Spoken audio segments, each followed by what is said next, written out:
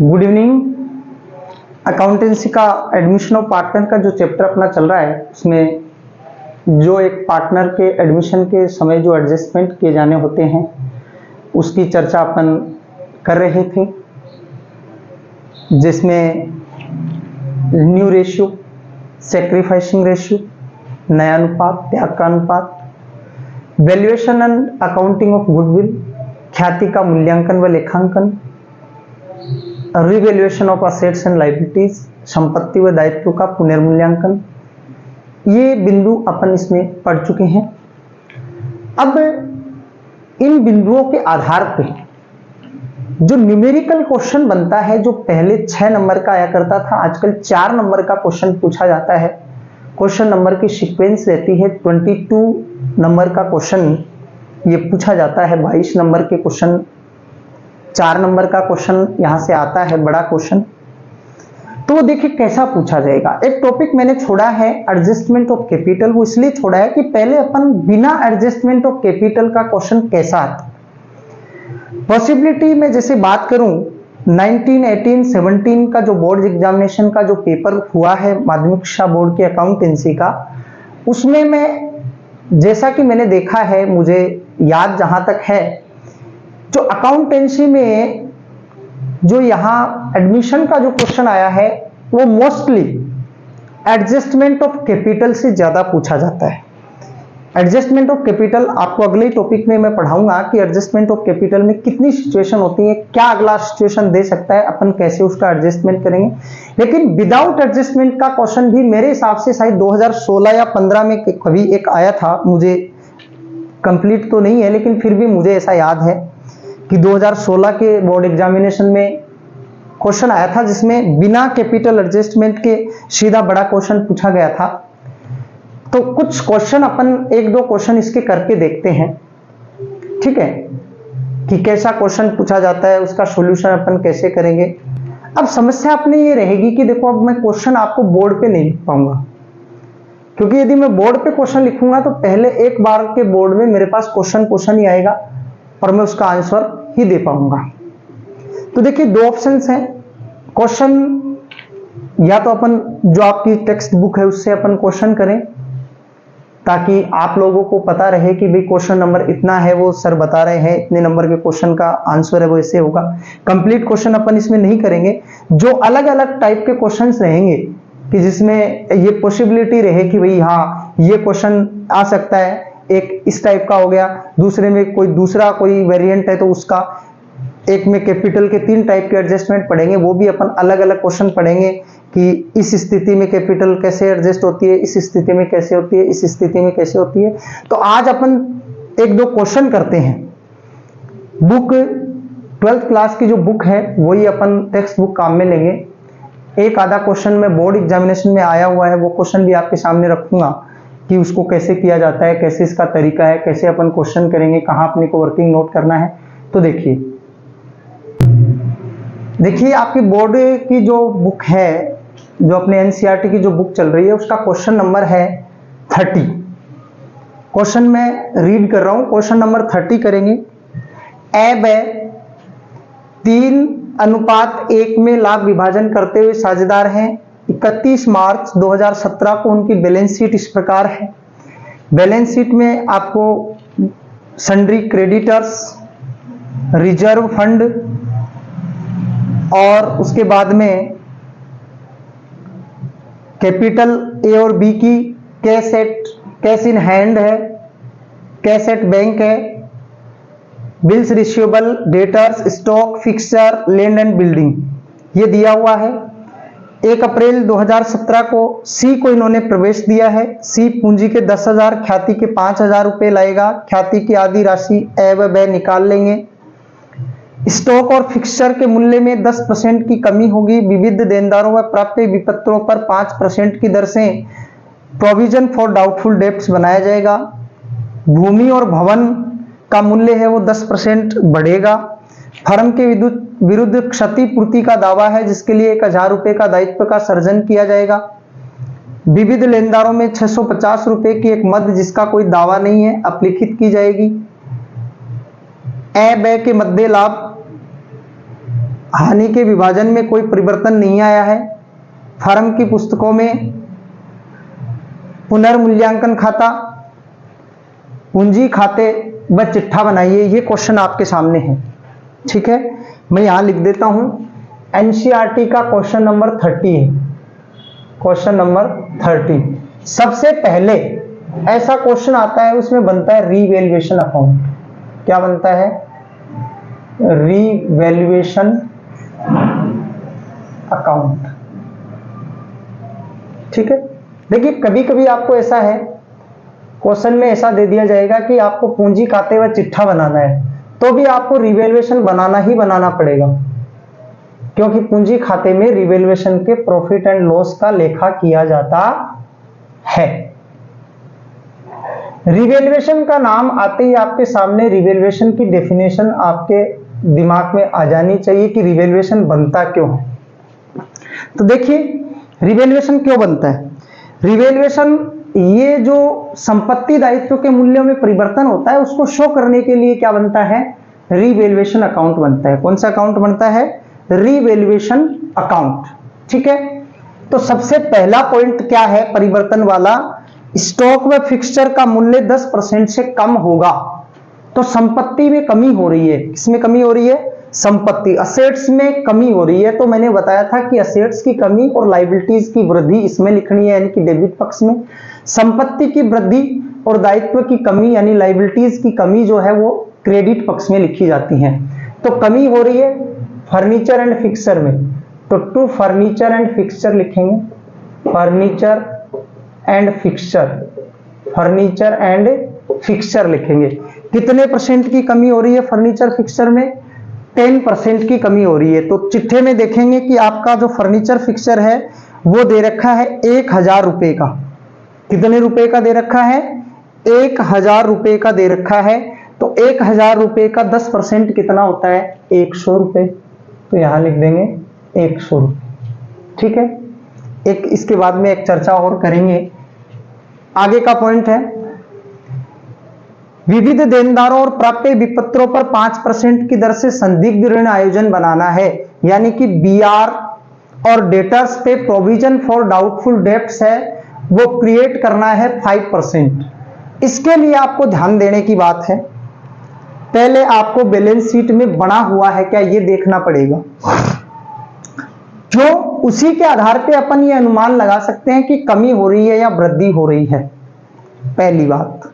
दूसरी बात, यदि नहीं दिया हुआ है तो डेफिनेटली प्रोविजन में वृद्धि हो रही है। नहीं दिया, मान लो कि चिट्ठे में प्रोविजन है ही नहीं और प्रोविजन नहीं है और फिर बनवा रहा है, तब तो सोचने विचार करने की बात नहीं है। सीधा सीधा है कि प्रोविजन है वो इंक्रीज हो रहा है। लेकिन होता क्या है कि आपको कई बार बैलेंस शीट के अंदर प्रोविजन दे दिया जाता है और फिर कहता है कि इतना परसेंट बनाना है। तो अपन क्या करेंगे कि जो परसेंटेज दिया है उस परसेंटेज से अपन प्रोविजन कैलकुलेट करेंगे और प्रोविजन कैलकुलेट करने के बाद देखेंगे कि जो प्रोविजन बैलेंस शीट में है उस प्रोविजन से अपना बनने वाला प्रोविजन ज्यादा है या फिर कम है। यदि ज्यादा है तो कितना ज्यादा है उतनी वृद्धि हो रही है। जैसे कि मैं फॉर एग्जांपल बात करूं कि आपको 1000 रुपए का प्रोविजन दे दिया। कितने रुपए का प्रोविजन दे रखा है? 1000 रुपए का प्रोविजन पहले से आपको दे रखा है, किसमें? बैलेंस शीट में। और फिर कह रहा है कि 5% प्रोविजन बनाना है 40,000 के ऊपर। तो 40,000 का 5% देखिए लाला होता है 2000। कितना होता है? 2000 होता है। कितना होता है? 2000 होता है। तो देखिए पहले वाला प्रोविजन कितना है? 1000। अभी नया प्रोविजन कितना है? 2000। इंक्रीज हुआ कि डिक्रीज हुआ? इंक्रीज हुआ। कितना इंक्रीज हुआ? 1000 रुपीज से इंक्रीज हुआ। तो आप इंक्रीज प्रोविजन के जगह आप इसको एंटर करेंगे। मान लो कि यही प्रोविजन ऐसा होता कि ये प्रोविजन जो नया बन रहा है वो 800 रुपए का बनता। कितने रुपए का बनता? 800 रुपए का प्रोविजन बनता। तो क्या होता कि 200 रुपए से जो प्रोविजन है वो क्या हो रहा है? डिक्रीज हो रहा है। क्या हो रहा है? डिक्रीज हो रहा है। देखिए इस चीज को बड़े ध्यान से करना होता है। यहाँ छोटी छोटी मिस्टेक्स होने की संभावनाएं होती है, बाकी चीज अपन कर लेते हैं, लेकिन यहाँ बारीकी से एक क्रम से इसमें चलना होता है।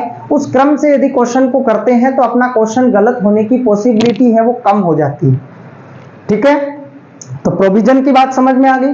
क्या ध्यान रखना है, प्रोविजन पहले से है उसको देखना है, नया प्रोविजन कितना परसेंट के लिए कह रहा है उसको बनाना है, कम हो रहा है तो कम कर देना है, कितना कम हो रहा है डिफरेंस देखेंगे, ज्यादा हो रहा है तो डिफरेंस देखेंगे, कितना ज्यादा हो रहा है एंटर कर देंगे। यहां जो क्वेश्चन अपन कर रहे हैं उसमें प्रोविजन पहले से नहीं दिया है, उसमें प्रोविजन पहले से नहीं दिया हुआ है, तो यहां प्रोविजन क्रिएट करेंगे, इसका मतलब प्रोविजन बढ़ेगा। प्रोविजन क्या होगा, बढ़ेगा। और प्रोविजन और लायबिलिटी बढ़ने की उधर ही एंट्री होती है जिधर की असेट्स कम होने की। तो यहां लिखेंगे to provision for doubtful debts, doubtful debts, ठीक है। और एक है to provision for doubtful debts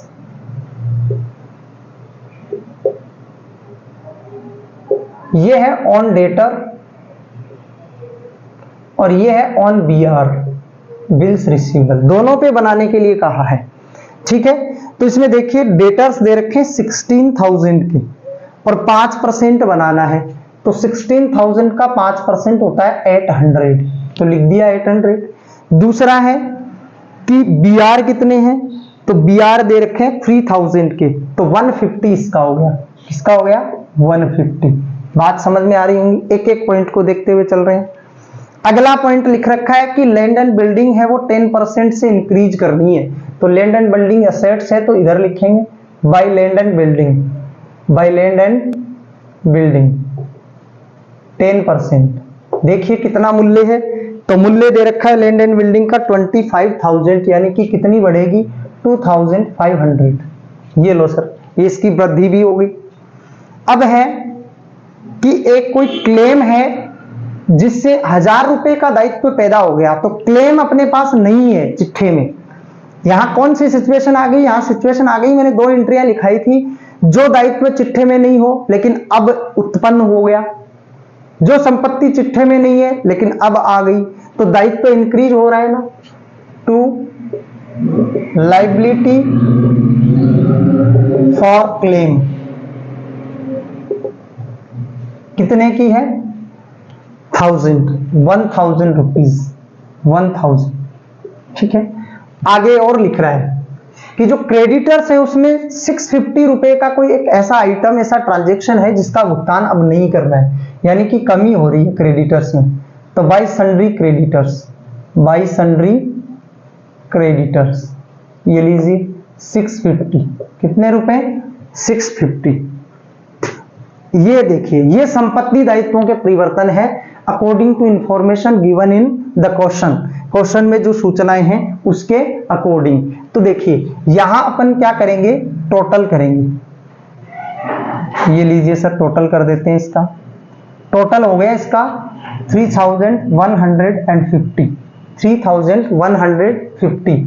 इस साइड का टोटल कितना है 3150 में से जो कम कर लेना है 8 900 1050, 1050 to 1050 कितना है 2050, 0 0 1 और 1,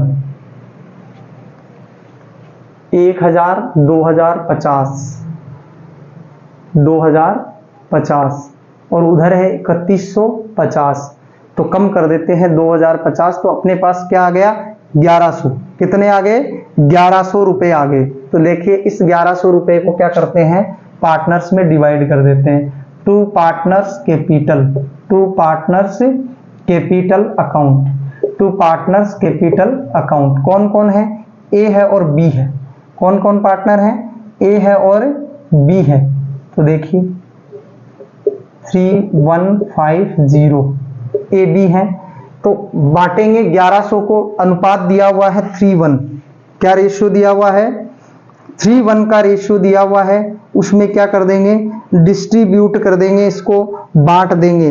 तो देखिए डिस्ट्रीब्यूट करते हैं, इसको क्या कर देते हैं डिस्ट्रीब्यूट कर देते हैं, तो देखिए डिस्ट्रीब्यूट कर देते हैं अभी 110 into 3/4, तो 4 दूनी 8 होते हैं, 4 7 28, 2 4 20, 275 को 3 से गुणा कर देते हैं, 5 3 15, 7 3 21 और 22, 2 3 2 6 2 8, 825। कितने रुपए हो गए? 825 रुपए ये हो गए। 825 तो ए के, और बी के कितने आ जाएंगे? बी का 1 है तो 275 आ जाएंगे, और टोटल कितना हो जाएगा? 1100। ये आपका क्या हो गया? रीवैल्यूएशन अकाउंट हो गया। इसका क्या हो गया?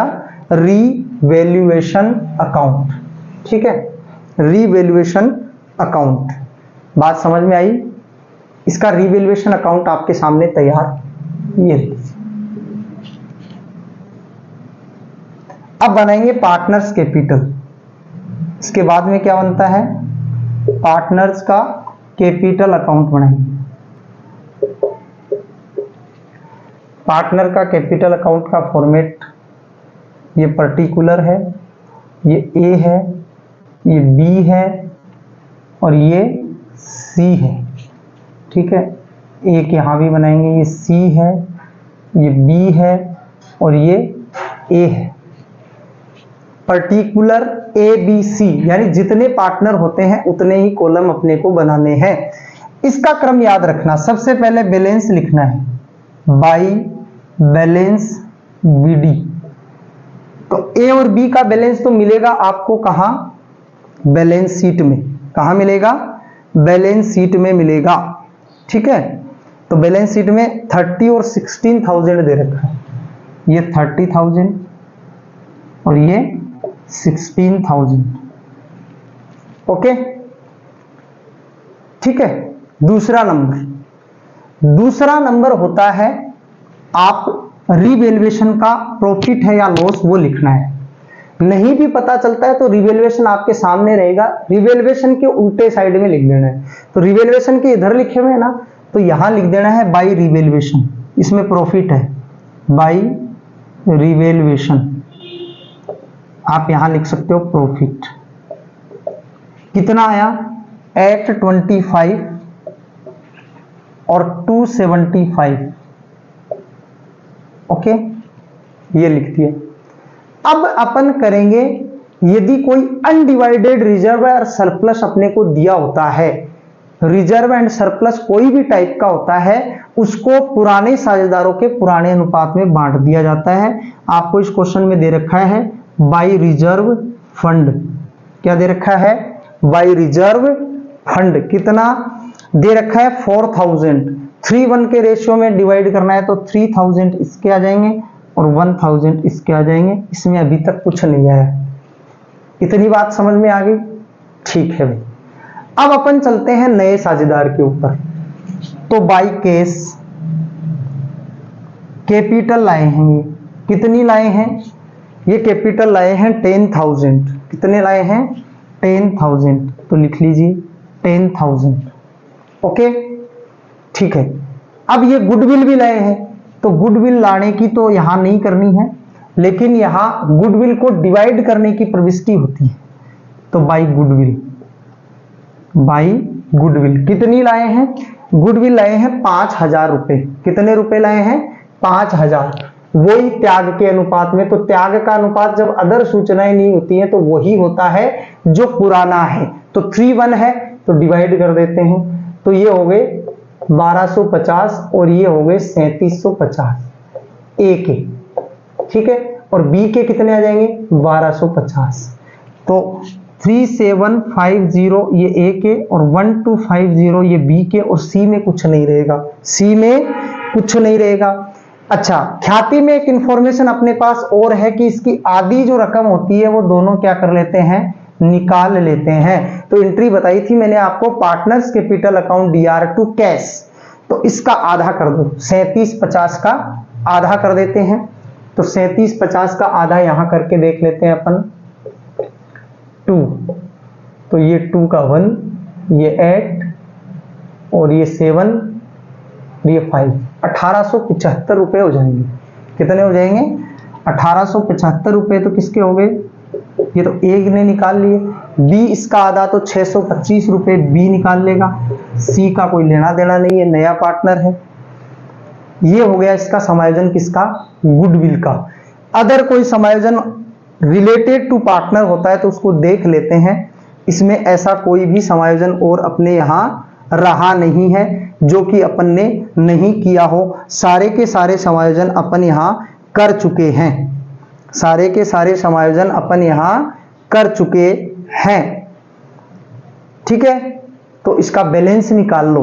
To balance CD, to balance CD क्रम बता देता हूं मैं। सबसे पहले बैलेंस लिखे, दूसरे पे रिवैल्यूएशन का लाभ हानि होता है वो लिखेंगे, तीसरे नंबर पे अनडिवाइडेड रिजर्व या सरप्लस आपको बैलेंस शीट में दिया है तो वो बांट देंगे, चौथे नंबर पे नए साझेदार की लाई गई पूंजी और नए साझेदार की ख्याति का समायोजन करेंगे according to information given in the question. ठीक है, उसके बाद में अन्य कोई समायोजन रह गया है रिलेटेड टू पार्टनर तो करेंगे, अदरवाइज अपन उसका बैलेंस निकालेंगे। तो देखिए यहां का बैलेंस जोड़ करते हैं इसका, तो ये हो गए 5 और ये हो गए 7 और ये 7 और 8 15। देखो ये जो मेथड है ना अमाउंट लिखने का, इसका ध्यान रखना कि लास्ट की डिजिट है वो सारी बराबर होनी चाहिए ताकि अपने को प्लस करने में कोई समस्या नहीं रहती है। ठीक है, 4 3 7 ये 7 और ये 3, ये आ गया A का टोटल। B का कर लेते हैं, तो B का कर लेते हैं, तो ये तो 5 है ही, ये 2 है ही और ये 3 सॉरी ये 5 7 5 12 ठीक है, 3 3 और 2 5, ये 5 आ गए, ये 1 और 1 2 और 6 8 आ गए, ये हो गए 18,525 और इसका टोटल क्या आ गया 10,000।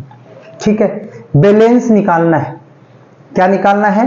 बैलेंस। तो बैलेंस कैसे निकालेंगे? देखिए बैलेंस जो टोटल ज्यादा है उसमें से जो कम टोटल है उसको माइनस कर लेंगे तो अपने पास उस काउंट का क्या आ जाएगा, बैलेंस आ जाएगा। तो पहले का टोटल है 37,575 और उधर है 1875, कम कर देते हैं 007 और ये 35700, ये अपने को ध्यान भी रखना होगा 35700, मैं वहीं छोड़ दूंगा उसको मिटाएंगे नहीं।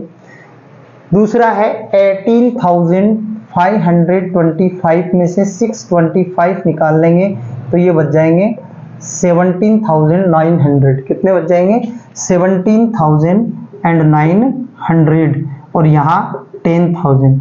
दोनों साइड का टोटल बराबर कर दो, 37575, 18,525 और 10,000, ये तो हो गया टोटल। ये देखो आपका पार्टनर्स कैपिटल तैयार है, ठीक है, और रिवैल्यूएशन तैयार है। क्लियर है? फिर भी कोई क्वेरी रहे तो और क्वेश्चन करेंगे, उसमें आपकी दूर भी हो जानी चाहिए, नहीं भी होती है तो कमेंट बॉक्स में आप लिखेंगे तो उसको आपको एक्सप्लेन किया जाएगा अच्छे से। अब बनती है इसकी बैलेंस शीट नई फर्म की। तो देखिए मैं इसको मिटा देता हूं, नीचे का पार्ट अपने को चाहिएगा, कुछ इंफॉर्मेशन यहां से अपने को लेनी होंगी। तो देखिए क्या क्या है balance sheet. Balance sheet as on 1 April 2017 according to question. Balance sheet के क्या कॉलम होते हैं? लाइबिलिटीज, अमाउंट, असेट्स, अमाउंट, ये हैं कॉलम। एक बार मैं लिख देता हूं, हालांकि 11th क्लास के फाइनल अकाउंट में आपने पढ़ा है। ये लाइबिलिटीज, ये अमाउंट है, असेट्स, अमाउंट। सबसे पहले आप लिखिए, आप पुराने बैलेंस शीट को देखेंगे वैसे ही लिखते जाएंगे। सन्ड्री क्रेडिटर्स,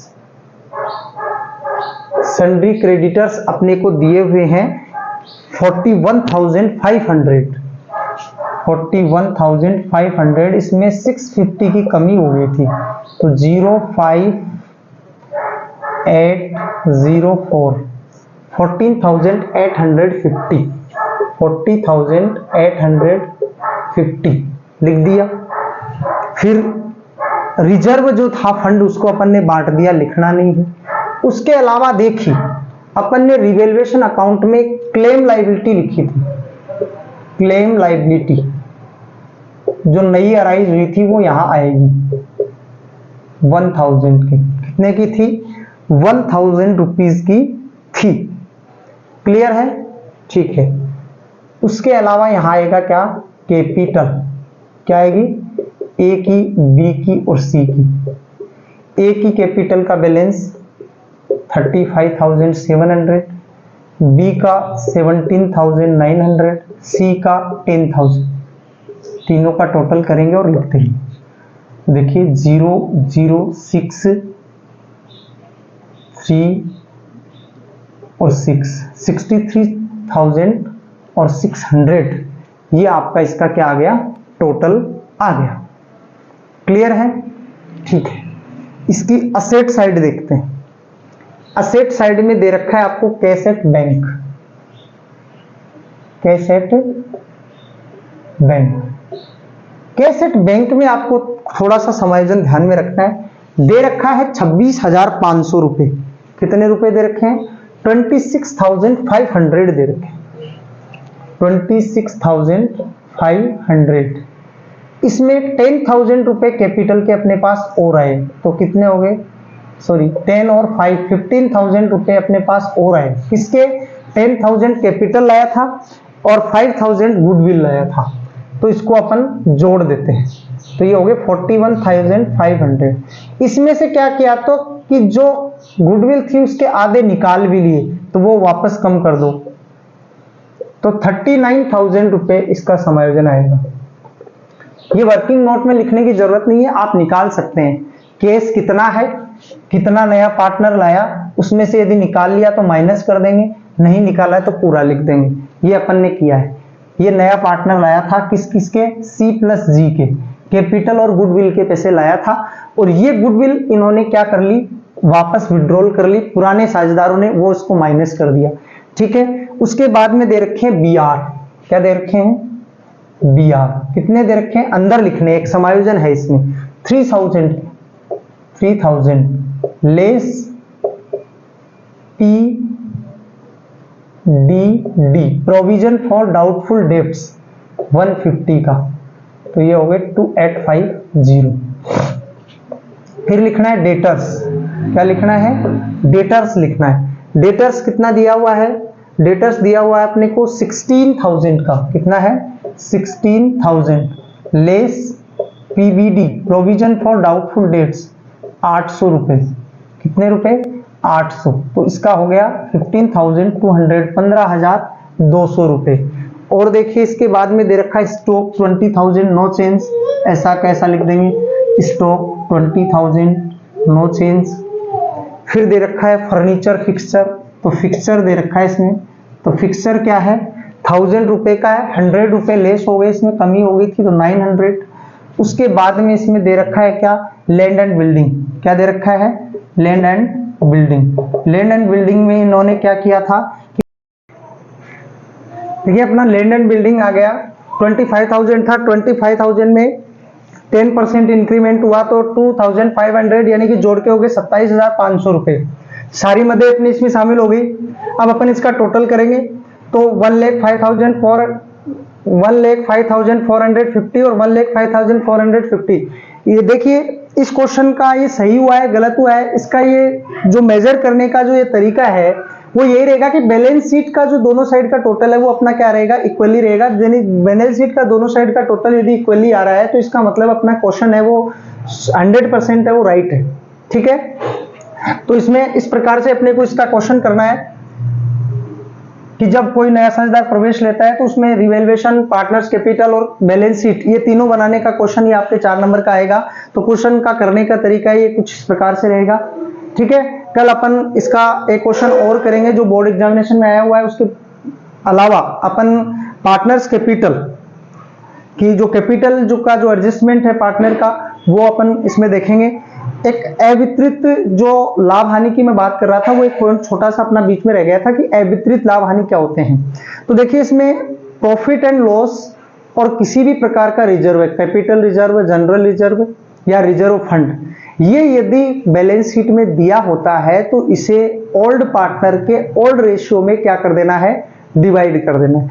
अब P&L का एक थोड़ा सा इशू रहता है कि P&L का क्रेडिट और डेबिट दो शेष होते हैं, तो यदि लाइबिलिटी साइड में लिखा हुआ है तो वो तो है क्रेडिट शेष। कौन सा शेष है, क्रेडिट, उसे पार्टनर्स के कैपिटल अकाउंट में क्रेडिट किया जाएगा, पार्टनर्स के कैपिटल अकाउंट में क्या किया जाएगा, क्रेडिट। और यदि वही P&L अपने को असेट साइड में यदि शो किया गया है तो वो होती है लॉस, उसको पार्टनर्स के कैपिटल अकाउंट में किया जाता है डेबिट। ये चीज एक और एक्स्ट्रा इसमें थी, ठीक है। कल अपन आगे के क्वेश्चन करेंगे। Thank you, have a nice day.